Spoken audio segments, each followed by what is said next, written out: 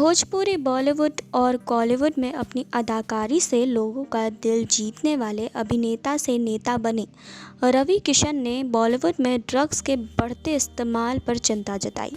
उन्होंने लोकसभा में इसका मुद्दा उठाया। जी हाँ, रवि किशन ने लोकसभा में कहा कि फिल्म इंडस्ट्री में ड्रग की लत काफ़ी बढ़ गई है। इस मामले में कई लोगों को पकड़ा भी गया है। इसे लेकर उन्होंने एनसीबी की कार्रवाई की भी सराहना की। जी हाँ, रवि किशन ने लोकसभा में कहा, भारतीय फिल्म इंडस्ट्री में ड्रग की लत काफ़ी ज़्यादा है। कई लोगों को पकड़ लिया गया है। एनसीबी बहुत अच्छा काम कर रही है। मैं केंद्र सरकार से अपील करता हूं कि वह इस पर सख्त कार्रवाई करे, दोषियों को जल्द से जल्द पकड़े और उन्हें सज़ा दे, जिससे कि पड़ोसी देशों की साजिश का अंत हो सके। जी हाँ, रवि किशन ने कहा कि ड्रग्स की लत और तस्करी की समस्या काफ़ी बढ़ गई है। यह देश के युवाओं को बर्बाद कर रहा है।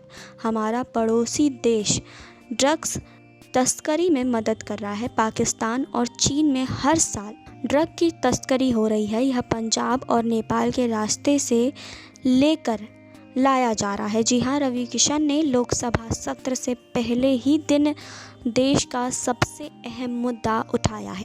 सुशांत सिंह राजपूत केस में आए ड्रग्स मामले में रिया चक्रवर्ती की पहले गिरफ्तारी हो चुकी है। जी हाँ, आपको बता दें, उनके साथ उनके भाई शौविक चक्रवर्ती और 4 अन्य लोगों को भी गिरफ्तार किया गया है। अब इसमें सारा अली खान और रकुलप्रीत सिंह का भी नाम सामने आ रहा है। इसके अलावा कॉलीवुड में चंदन ड्रग्स केस में भी सामने आया है। जी हाँ, दक्षिण भारत के कई बड़े स्टार्स को इस मामले में गिरफ्तार किया जा चुका है।